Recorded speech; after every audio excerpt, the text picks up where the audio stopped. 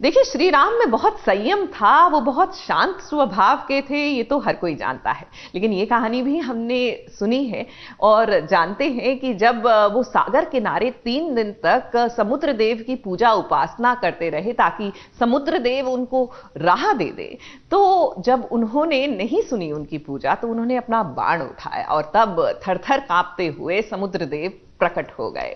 जी हाँ, हर किसी की ना बर्दाश्त करने की एक हद होती है और मुझे लगता है सीरियल सुहागन में बिंदिया की भी हद पार हो गई है। इसलिए अब उसने तय कर लिया है कि वो इसके बियॉन्ड कुछ नहीं सहेगी।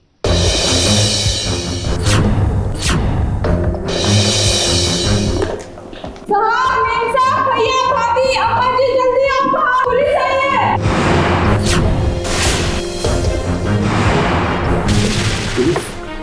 हमने बुलाया है। अबला नारी पर अत्याचार करने वालों को सजा तो मिलनी चाहिए ना दरोगा साहब। विद्या, क्या बोल रही हो तुम? हाथ उठाया गया है हम पर, ये देखिए। ले जाकर बंद कर दिए लोगों को। ले चलो सबको।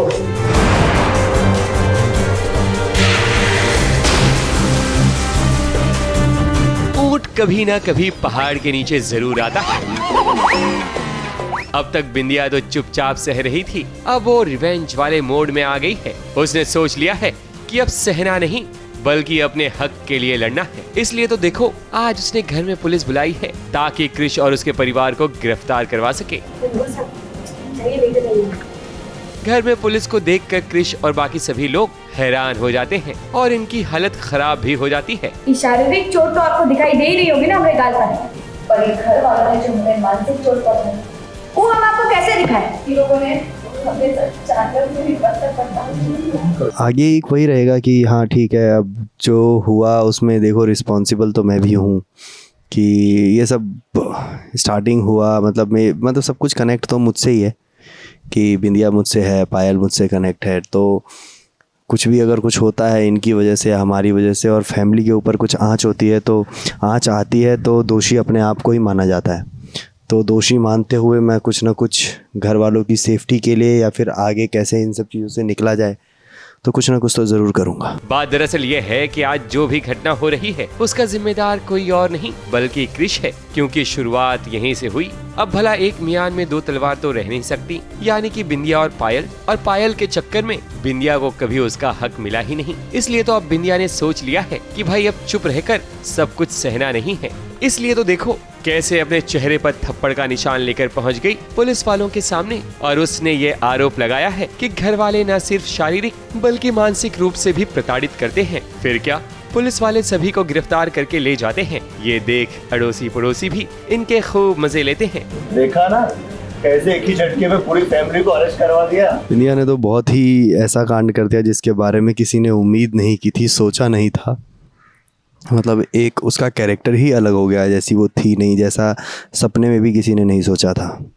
लेकिन अब जो भी हुआ सो हुआ, अब आगे घर वालों को क्या करना है, मुझे क्या करना है, उस बारे में सोचेंगे। अब कहानी में मजा आने वाला है क्योंकि बिंदिया का ये नया रूप देखकर क्रिश को बहुत बड़ा झटका लगा है। अब देखते हैं कि क्रिश भला क्या करता है।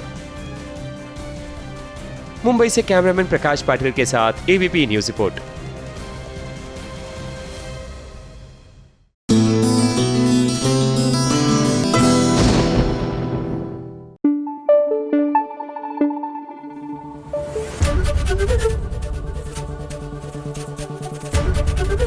एबीपी न्यूज आपको रखे आगे। देखिए, रामनवमी का त्योहार बड़ा ही शुभ होता है। आज के दिन ना सब कुछ अपने आप ही ऑटोमेटिकली ठीक हो जाता है। अब मेहंदी वाला घर में भी कुछ ऐसा हुआ। रामनवमी के दिन राहुल की घर वापसी हो रही है और जाहिर सी बात है कि घर में हर्ष और उल्लास का माहौल है।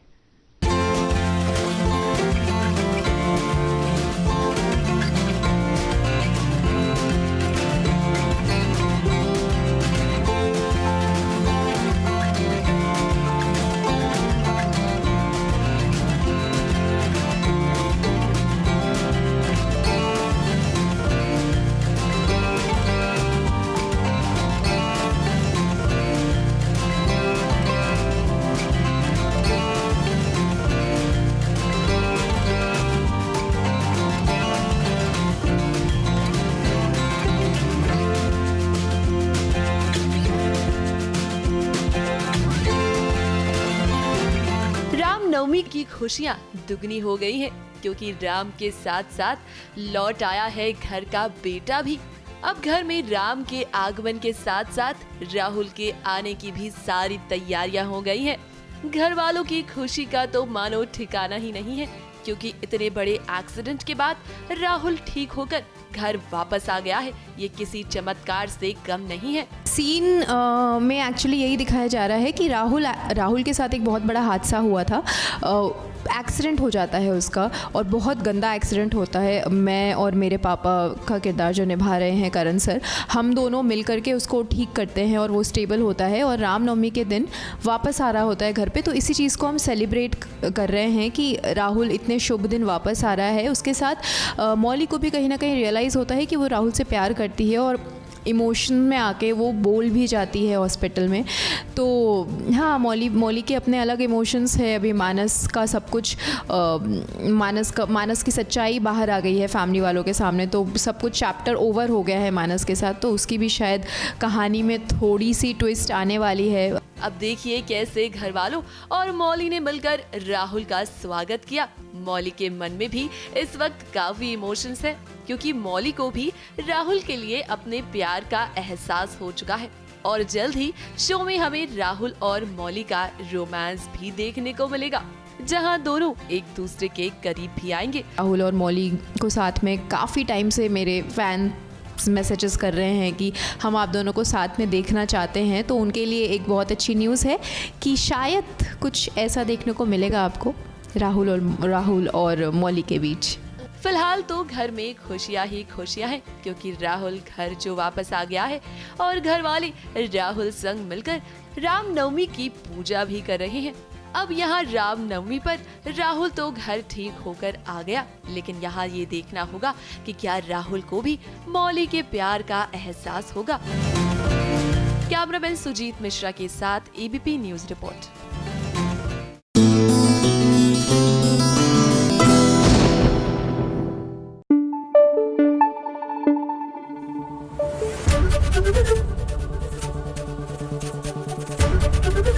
एबीपी न्यूज आपको रखे आगे।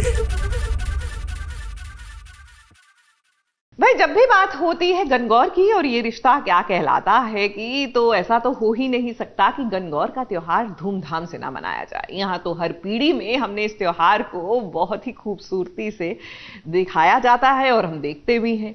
अब अबीरा की बारी आई और वो सज भी खूब रही हैं गणगौर के लिए, लेकिन ये रूही किस लिए सज रही हैं, ये बात हमें समझ नहीं आई।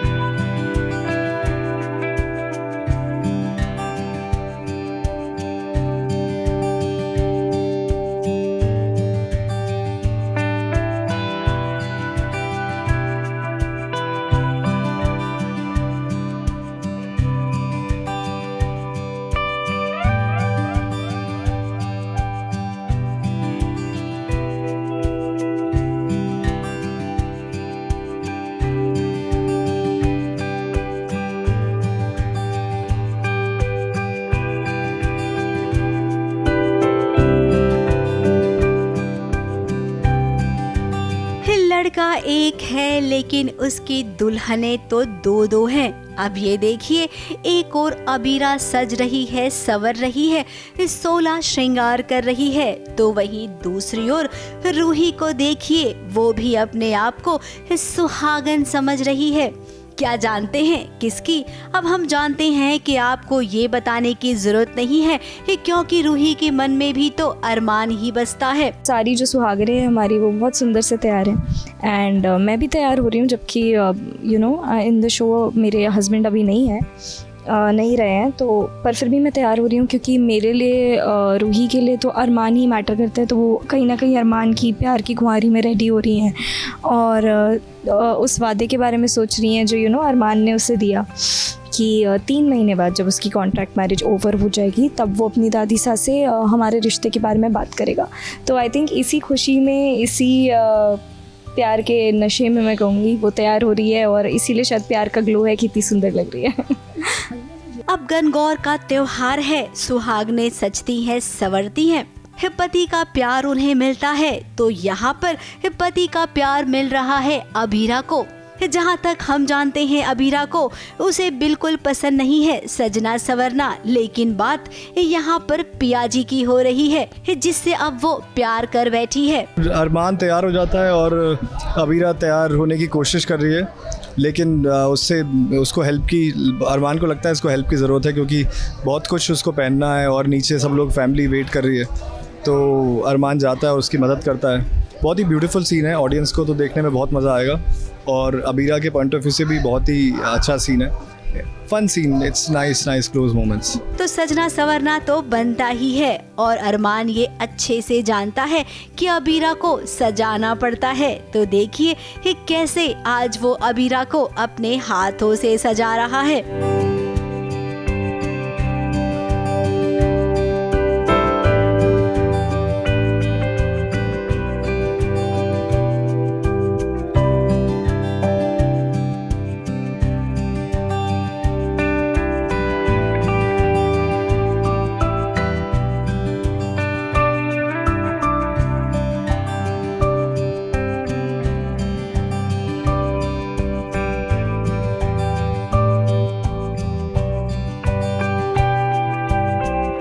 कहानी का दूसरा पहलू ये है कि रूही खुद को अरमान की पत्नी का दर्जा न जाने क्यों देना चाहती है।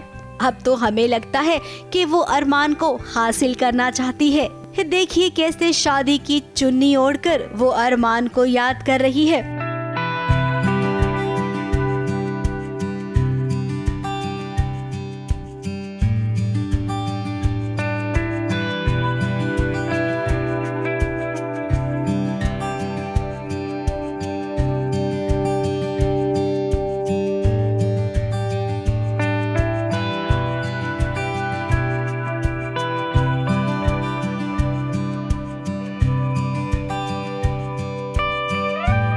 रूही एक्चुअली वो दुपट्टा उठा लेती है ये सोच के कि फर्स्ट थॉट इज़ कि मेरे लिए वो अरमान का दुपट्टा ज़रूरी है। उसे बुरा भी लगता है जब वो दुपट्टा वो नहीं पहन पाती है, बट ऑब्वियसली अभी अरमान और अबीरा मैरिड है तो उसका हक नहीं है। बट फिर जब वो पहनती है तो उसे लगता है कि इस पे तो मेरा ही हक है। एंड शी ऑल्सो फील्स कि अबीरा को कोई फ़र्क नहीं पड़ेगा, वो नहीं जानती ना अबीरा क्या फ़ील करती है, तो उसे यही लगता है कि अबीरा के लिए भी ये शादी ऐसी है तो अबीरा थोड़ी ये दुपट्टे पर ध्यान देगी, ये दुपट्टा तो मेरे लिए ज़रूरी है तो इसे मेरे पास ही होना चाहिए। पर फिर बाद में जाके वो लौटा भी देगी ये दुपट्टा, बट हाँ थॉट तो यही है। वही दूसरी ओर जब अबीरा और रूही एक साथ बैठे हैं मूर्ति बनाने के लिए, उस वक्त भी प्यार को लेकर इन दोनों के बीच डिस्कशन चल रहा है।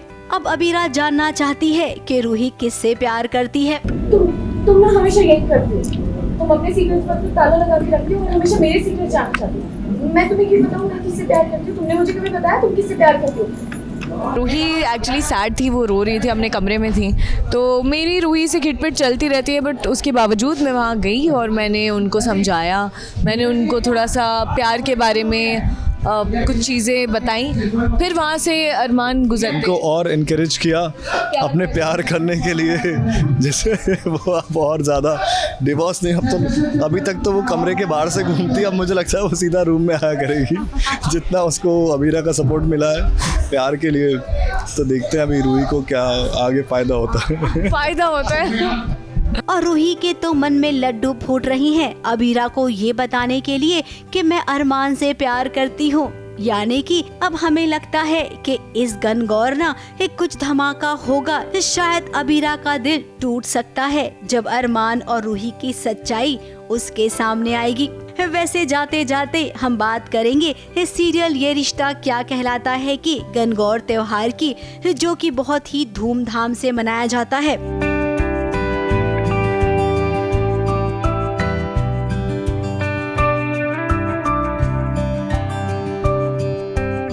मुंबई से सोनू शुक्ला के साथ एबीपी न्यूज रिपोर्ट।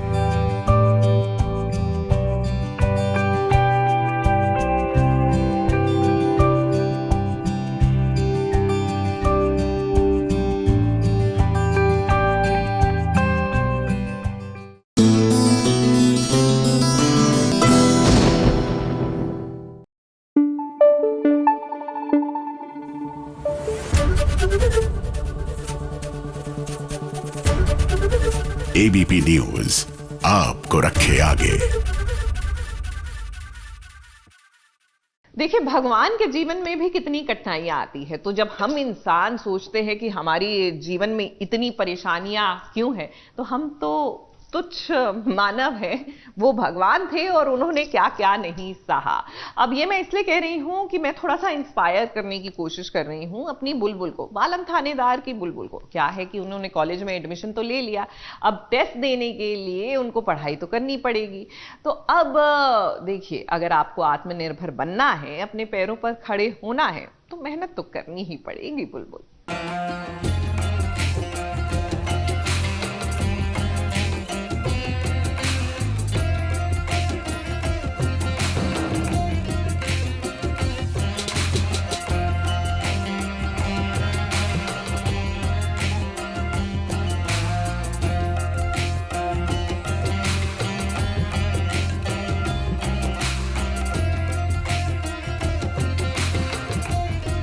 इसे कहते हैं ना, खुद के पैर पर खुद ही कुल्हाड़ी मारना। अब बुलबुल कॉलेज तो जाना चाहती है, लेकिन वो मासा से भी काफी डरती है। इसीलिए तो वो किसी भी तरह बस कॉलेज पहुंच तो गई है, लेकिन उसे कुछ भी आइडिया नहीं है कि आखिर कॉलेज में क्या होने वाला है उसके साथ। और जब उसे पता चलता है कि एडमिशन के लिए उसे टेस्ट देना पड़ेगा, तो उसकी सिट्टी बिट्टी गुल हो गई। लेकिन इस समय बुलबुल को ऐसे कि मुझे नहीं पढ़ना। फिर वो उसे समझाते हैं कि तुम पढ़ोगी तो तुम आत्मनिर्भर बनोगी, तुमने तो मुझे छोड़ने का फैसला कर लिया है, लेकिन जब मुझे छोड़कर चली जाओगी तब तुम क्या करोगी। और ये जो हिंदी है, ये तुम्हारी जैसे तुम्हें ये तुम्हारी मजबूरी बनी हुई है, तो ये तुम्हारी मजबूरी नहीं, तुम्हारी चॉइस होनी चाहिए। तो वो चाहते हैं कि हिंदी उसकी चॉइस हो, मजबूरी नहीं, और उसे सब भाषाएँ हैं और अच्छी तरीके से वो अपनी पढ़ाई आगे कंटिन्यू करे। अरे बुलबुल, आप तो बुरी फंसी। अब जब आप फंस गई हैं, तो आपने सोचा कि क्यों ना इससे पीछा छुड़ाकर भाग लिया जाए, लेकिन आप भूल गई कि आपके पति वीर हैं और वो आपको यूं हार मानने नहीं देंगे। तभी तो आज वो आपको एग्जाम भी दिलवाएंगे, और इतना ही नहीं, आपका एडमिशन आज का आज ही होगा। वही आखिर में हो जाता है बुलबुल का कि अपने पैर पे खुद ही कुल्हाड़ी मार ली। वो एक लघु उद्योग के बारे में बोलते हैं कि छोटा बिजनेस जो होता है वो ऐसे होता है, तो उस बारे में उससे तभी आइडिया आता है क्योंकि दिमाग उसके पास है। और ये बात थानेदार साहब भी जानते हैं कि दिमाग है उसके पास, लेकिन उसको राइट गाइडेंस नहीं मिल रही है पढ़ाने के लिए, तो इसीलिए वो चाहते कि पढ़े। तो उस टाइम पीरियड पर वो अपना दिमाग यूज़ करके उन्हें एक्सप्लेन करती है कि ये जो छोटा बिजनेस होता है, इसको छोटा मत समझिए, इसके बहुत सारे फ़ायदे हैं जो वो बताती है, क्योंकि वो खुद भी एक अचार का छोटा बिजनेस करती है, तो वो बताती है। और जो प्रिंसिपल सर है वो उससे इम्प्रेस हो जाते हैं और वो चाहते हैं कि अब बुलबुल उनके कॉलेज में पढ़े। अब यहाँ तो बुलबुल भाग रही थी, लेकिन तभी कुछ ऐसा होता है कि बहू रानी एकदम से प्रिंसिपल के सामने डट कर खड़ी हो जाती है और ऐसा जवाब देने लगती है जिसको सुनकर प्रिंसिपल भी हैरान हो जाता है। और फिर जो हुआ वो तो आप भी देखिए। हमें आप जैसे ही स्टूडेंट चाहिए अपने कॉलेज में। ये पेपर की कोई जरूरत नहीं है मिश्रा जी, ये पेपर रख लीजिए। आप आपकी सूझबूझ ने ही सब कुछ करा दिया है। आप बुलबुल जी, आप इस कॉलेज की एडमिशन पक्की। वैसे बुलबुल, वाकई में इतना सपोर्टिंग पति शायद ही किसी को मिलता है। आप खुश नसीब हैं कि आपको वीर मिला है। लेकिन बुलबुल, हम जानते हैं कि आप फंस चुकी हैं और आपके सामने अभी बहुत सी मुसीबतें आने बाकी हैं, लेकिन हम उम्मीद तो बस यही कर सकते हैं कि आप इन मुसीबतों का डटकर सामना कर ही लेंगी। मुंबई से प्रकाश पाटिल के साथ एबीपी न्यूज रिपोर्ट।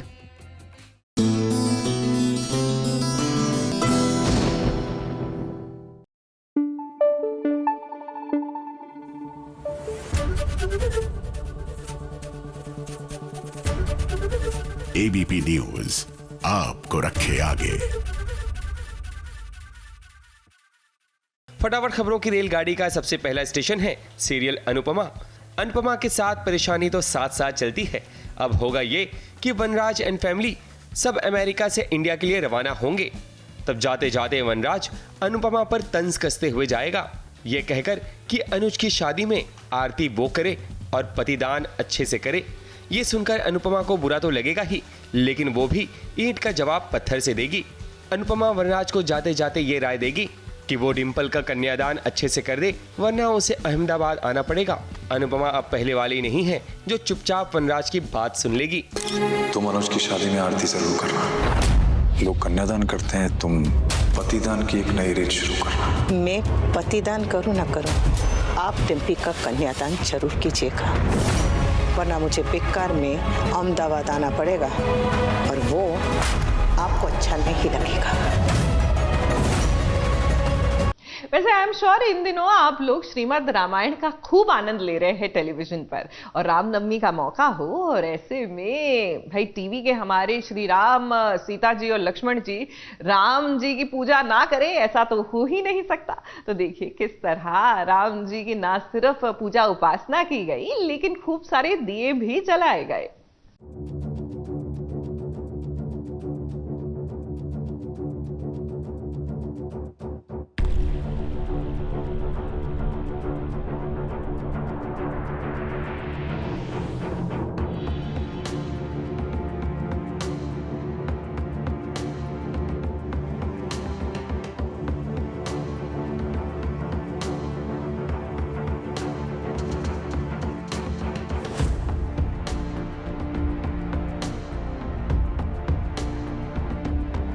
नमस्ते, मेरा नाम है सुजय रेऊ और श्रीमद् रामायण में मैं प्रभु श्री राम का किरदार निभा रहा हूँ। नमस्ते, मैं हूँ प्राची बंसल और मैं श्रीमद् रामायण में माँ सीता का कैरेक्टर प्ले कर रही हूँ।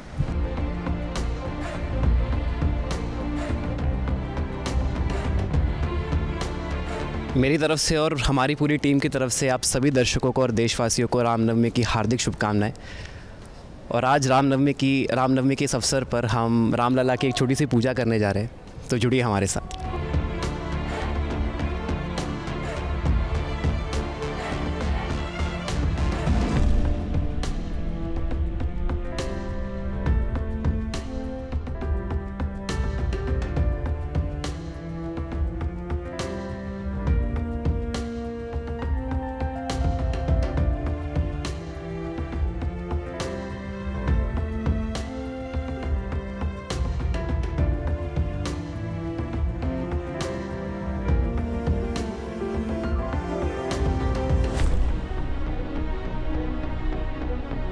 तो अब हमारी रामलला की जो पूजा है वो संपन्न हो गई है। देखिए, मुझे लगता है सबसे पहले तो रामनवमी के अवसर पर ये हर साल ये हमारे देश के लिए बहुत बड़ी बात होती है कि आज रामनवमी है। श्री राम का जन्म इस दिन हुआ था मर्यादा और धन की स्थापना करने के लिए। तो और क्योंकि मैं अभी किरदार निभा रहा हूँ श्री राम का, तो मेरे लिए तो ये बहुत बड़ी बात है। मैं श्री राम का एक तरह से आशीर्वाद मानता हूँ अपने ऊपर, जो मुझे मौका मिला इस किरदार को निभाने का, क्योंकि बहुत कम एक्टर्स को ये मौका मिलता है ये किरदार निभाने का। मेरे लिए तो बहुत बड़ी बात है कि मैं माँ सीता का रोल कर रही हूँ। और डेफिनेटली ये काम करते करते, जैसे कि सुजय ने कहा कि हम अपनी बचपन से सुनते आ रहे हैं रामायण की कहानी, लेकिन अब जब खुद एक किरदार में प्ले कर रही हूँ तो उसकी जो डेप्थ है, जो कैरेक्टर का जो इमोशन है, जो डेप्थ है, वो अब मैं समझ पा रही हूँ। जैसे कि सुजय ने कहा कि धर्म का पथ, तो मुझे लगता है कहीं ना कहीं ये जनरेशन में कहीं ना कहीं हमने खो दिया था, लेकिन अब यहाँ पर रहकर मैं बहुत सारी चीज़ें सीख रही हूँ, जैसे कि पेशेंस और अपने अंदर कामनेस कैसे लेके आनी है। देखिए, सिर्फ लक्ष्मण के कैरेक्टर से ही नहीं, मुझे लगता है कि रामायण के हर एक कैरेक्टर से कुछ ना कुछ सीखने के लिए तो मिलता ही है। और जब आप एक ऐसे शो का, ऐसी कहानी का हिस्सा होते हो जिस कहानी में हर कदम पे कुछ ऐसा किया है हर कैरेक्टर ने जो आजकल कोई सोच ही नहीं सकता। हनुमान जी कैरेक्टर मैंने इतनी बार कर लिया कि मेरे को अब नींदों में भी मैं जय श्री राम ही बोलता रहता हूँ कि सपने भी मेरे को वानरों के और राक्षसों के ही आते हैं। तो मतलब कि वही डायलॉग है ना कि मेरे तो रोम रोम में है प्रभु श्री राम। तो अब सच में रोम रोम में प्रभु श्री राम है और मैं किसी भी दिक्कतों से अब डरता नहीं हूँ, सामना करता हूँ इस चीज़ का।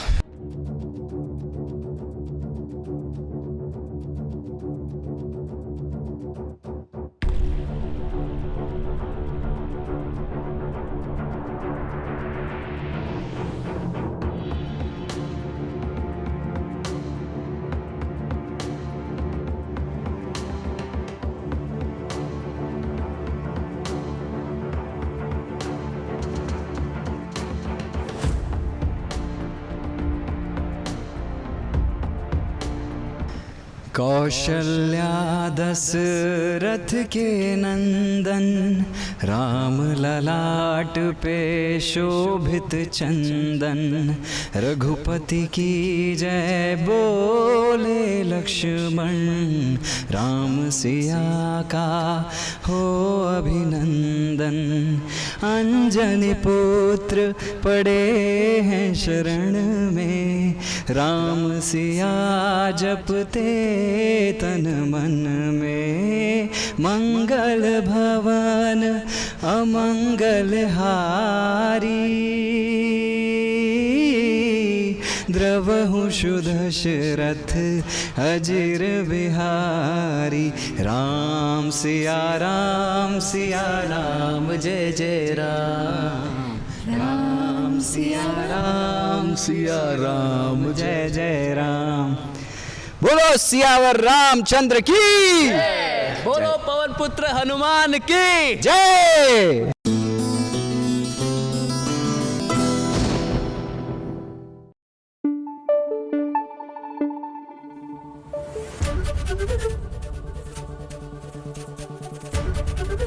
एबीपी न्यूज़ आपको रखे आगे। फटाफट खबरों की रेलगाड़ी का अगला स्टेशन है सीरियल पंड्या स्टोर। धवल सच जानने के बाद वो अपनी माँ को बहुत कुछ सुनाएगा और फिर इसका रिएक्शन ये होगा कि वो घर छोड़कर चला जाएगा, क्योंकि उसकी माँ ने जो किया वो सरासर गलत था। अब धवल को ये एहसास हो जाएगा कि नताशा ने जो कुछ किया था वो धवल और उसकी फैमिली को बचाने के लिए किया था, ताकि धवल अपना घर छोड़कर न जाए। आपको किसी की भी खुशियों से कोई फर्क नहीं पड़ता है। चालाक लोमड़ी है वो बेटा, वो चालाक लोमड़ी है। बस माँ बस करिए प्लीज, बस करिए। नताशा ने मुझे इसीलिए नहीं बताया ताकि मैं कोई तमाशा ना करूं और आपसे दूर ना चला जाऊं। पर ये वक्त इन सब बातों का नहीं है। उन दोनों को मेरी जरूरत है माँ, मुझे जाना होगा, मुझे जाना।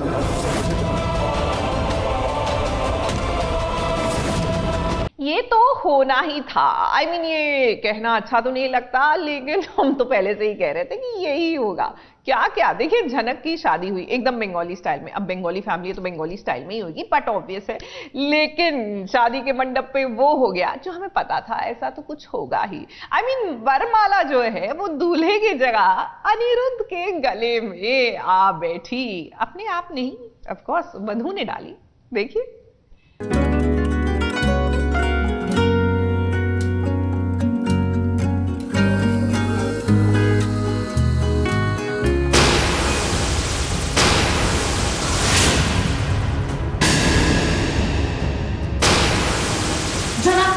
तुमने अनी के गले में माला क्यों डाली? मेरी पत्नी है और इधर बहू है। झनक की जिंदगी में देखिए वो दिन आ ही गया जब वो तैयार हो गई सच सवर कर दुल्हन बनकर। ये देखिए कैसे वो आ गई अपने दूल्हा के सामने। अब दूल्हा तो सामने है, लेकिन ये क्या, झनक ने वरमाला तो अनिरुद्ध के गले में पहना दी। अब ये कैसे हुआ? कहीं ऐसा तो नहीं पलक झपकते कोई चमत्कार हो गया हो। अब झनक ने दूल्हे को छोड़ जब अनिरुद्ध के गले में माला पहना दी तो बवाल हो गया। इस सबसे ज्यादा हल्ला अर्शी ने मचाया, हमेशा की तरह। झनक, तुमने अनी के गले में माला क्यों डाली? नहीं, उसने माला नहीं डाली। वो मैं फोटोज खींच रहा था तो नोटिस किया कि झनक गिरने वाली है, संभाल ले गया तो बस माला मेरे गले में आ गई। अब अनी तो तस्वीरें खींच रहा था, सोच रहा था जाते जाते कुछ यादों को अपने कैमरे में कैप्चर कर लूं, लेकिन उसने वो देखा जो किसी ने नहीं देखा। झनक ने जानबूझकर अनी के गले में वरमाला नहीं डाली, इस बात को उसने क्लियर कर दिया सबके सामने। काफ़ी ज़्यादा ड्रामा हो रहा है, तेजस का फेस रिवील हो गया है, मैं गुस्सा हूँ, नाराज़ हूँ और मैंने डिसीजन लिया कि मैं जा रही हूँ। इसके आगे क्या होगा पता नहीं, but I am leaving this house. शादी तो इसीलिए हम करवा रहे थे झनक की कि फाइनली झनक इस घर से जाए, और सृष्टि आंटी ने तेजस के साथ ऑलरेडी प्लान किया था, जिस प्लान में बहुत लेट उन्होंने मुझे, विपाशा को और तनुजा को इन्वॉल्व किया। उनको पता नहीं था पहले, हमको पता नहीं था पहले। मास्टरमाइंड तो इन सबके पीछे सृष्टि आंटी थी, बट पता होने के बाद भी विपाशा काफ़ी नर्वस फील कर रही थी कि सहरे के पीछे दूल्हे का चेहरा है, और बंगाली ऐसे प्रथा है नहीं कि सहरे के पीछे दूल्हे का चेहरा रहेगा।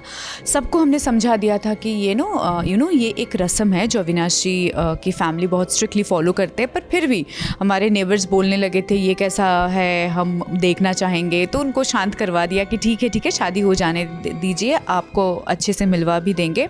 अब यहाँ पर ये ड्रामा नंबर 1 खत्म हुआ तो भी शुरू हुआ ये ड्रामा नंबर 2, जब झनक को इस बात का एहसास हुआ कि उसके बगल में जो आदमी दूल्हा बनकर बैठा है ना, वो तेजस हो सकता है। झनक को शक हुआ और इस बार उसने कोई गलती नहीं की, यहाँ तक कि किसी की बात नहीं सुनी। मेरी जिंदगी में कई ऐसे हादसे हुए जिनसे मैं आज तक उभर नहीं पाई हूँ, इसलिए मैं कोई रिस्क नहीं ले सकती हूँ। और शादी की रस्में तभी पूरी होंगी जब ये अपना चेहरा दिखाएंगे। क्या बदतमीजी, बीच मंडप पे खड़ी हो गई तू? ऐसे आदमी से शादी नहीं कर सकती जो अपनी शक्ल दिखाने की हिम्मत नहीं रखता। और ये देखिए कि कैसे तेजस के चेहरे से इस सेहरा हटा दिया और उसके बाद तो ये बवाल इतना हुआ।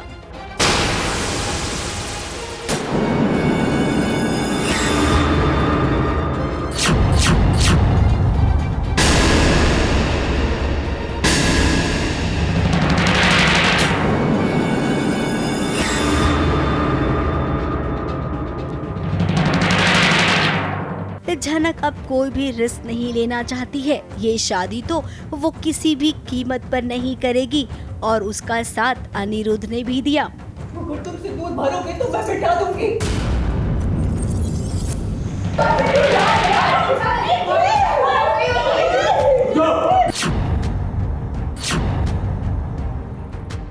अनिरुद्ध का काम ही है झनक के लिए स्टैंड लेना, और जो गलत है उसको गलत कहना और जो सही है उसे सही कहना।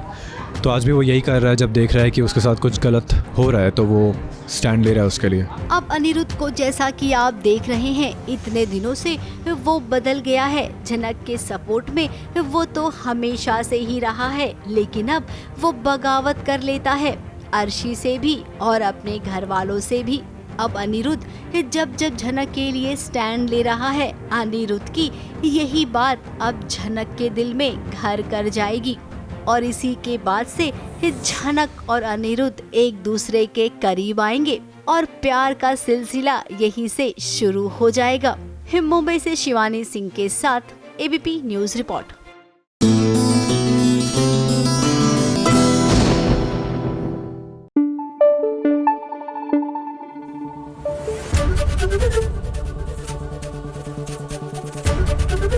एबीपी न्यूज आपको रखे आगे।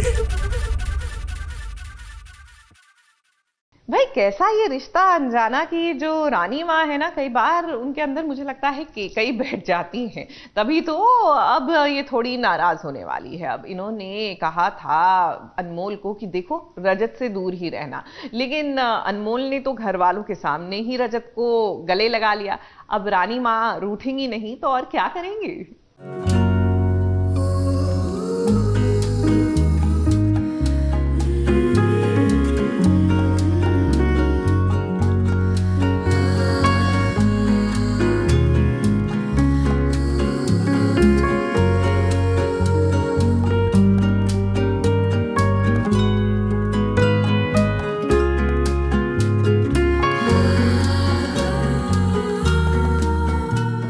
घर में रजत और अनमोल की शादी की तैयारियां चल रही है, लेकिन इसके बीच हुआ बहुत बड़ा धमाका। एक और अनमोल के ससुराल वाले हैं तो दूसरी ओर उसी का अपना परिवार है। ये दोनों परिवार के बीच में देखिए कैसे अनमोल ने रजत को गले से लगा लिया है। अब रानी माँ का हुक्म था कि जब तक कन्यादान की रस्म ना हो जाए तब तक अनमोल और रजत एक दूसरे से मिल नहीं सकते हैं। अब रानी माँ ने इन दोनों से बार बार ये बात कही है, लेकिन फिर भी कैसे अनमोल रजत के गले मिल रही है।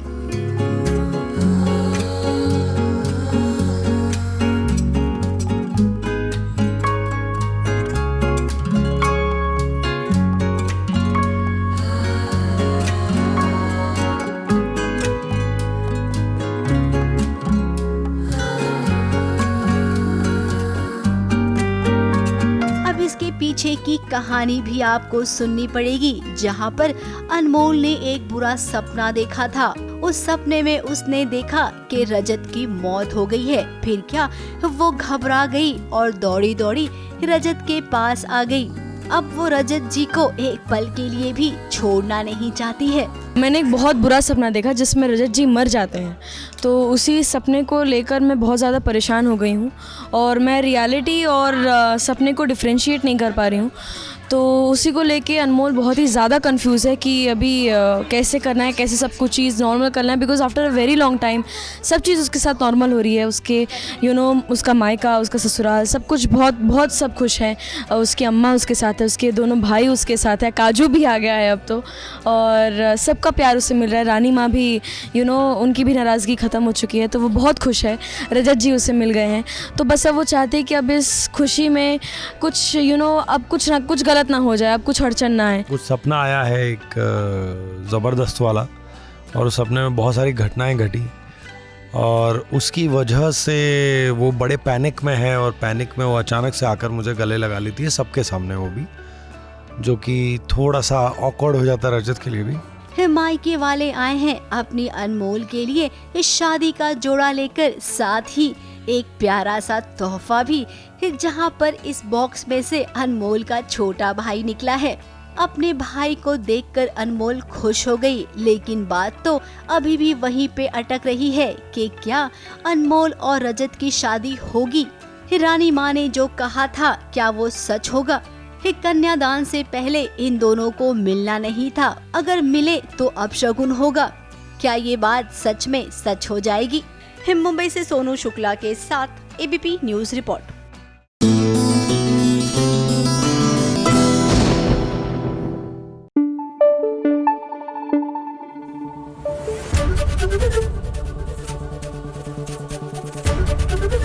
एबीपी न्यूज आपको रखे आगे।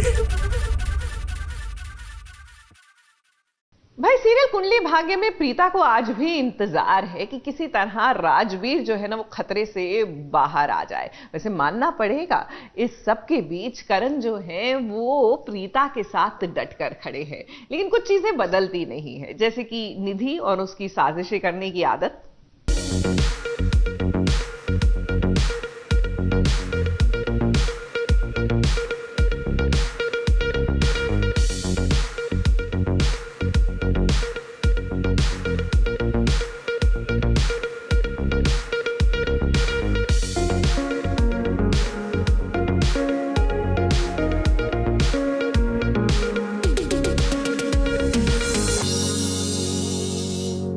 प्रीता का मन परेशान है, दिल रुआंसा सा हो गया है, आंखों से अश्क बंद होने का नाम नहीं ले रहे।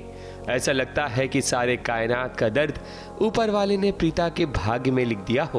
प्रीता की बहन सृष्टि कोमा में है, ऊपर से उसकी याददाश्त चली गई, जिसके कारण उसे बहुत कुछ याद नहीं। उसे तो ये तक याद नहीं कि सुख दुख में जिसने हाथ थामा है वो करण उसका पति है, और ऊपर से बेटा राजवीर हॉस्पिटल में जिंदगी और मौत की जंग लड़ रहा है।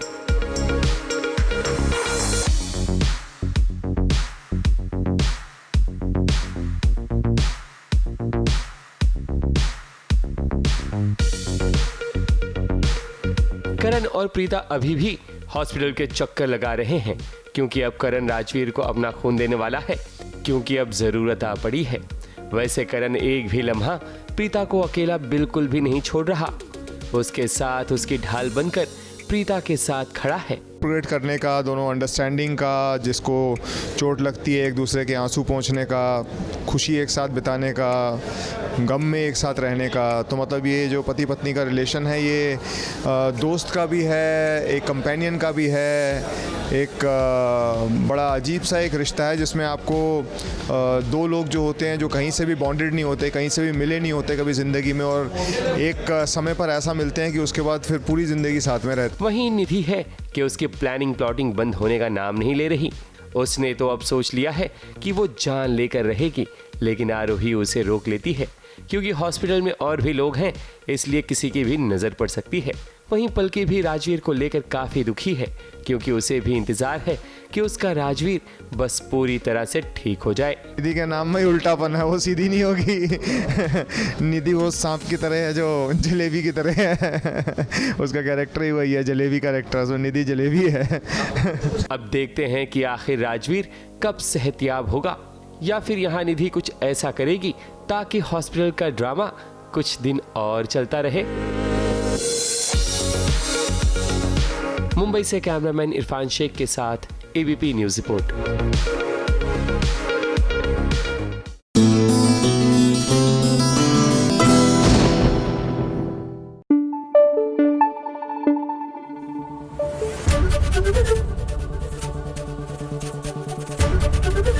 एबीपी न्यूज आपको रखे आगे। फटाफट खबरों की रेलगाड़ी में अगला स्टेशन है सीरियल कुमकुम भाग्य। के यानी कि रणबीर की शादी तृष्णा से होने वाली है, लेकिन अब शादी के मंडप में एक नया ड्रामा हो जाएगा, और वो ये है कि के हो गया है किडनैप, जिसके कारण तृष्णा की हालत खराब हो गई है। शांत रहो, सुनो, उन्हें कुछ नहीं होगा, मैं कह रही हूँ ना, क्यों नहीं सुन रही हो? देखो, उन्हें कुछ नहीं होगा, ये तो श्योर हूँ, और मुझे पता है उन्हें कोई जोर जबरदस्ती से ले गया। मुझे तो शक है कि अमरदयाल जी ऐसा कर सकते। शक क्या, मुझे तो यकीन है उन्होंने ही किया है। वो बात अलग है कि प्राची तृष्णा को काम डाउन करने की कोशिश करेगी, लेकिन तृष्णा अपने जज्बातों को नहीं रोक पाती है। अब देखना होगा कि के को भला किसने किडनैप किया है। फटाफट खबरों की रेलगाड़ी में आज बस इतना ही। ABP news report.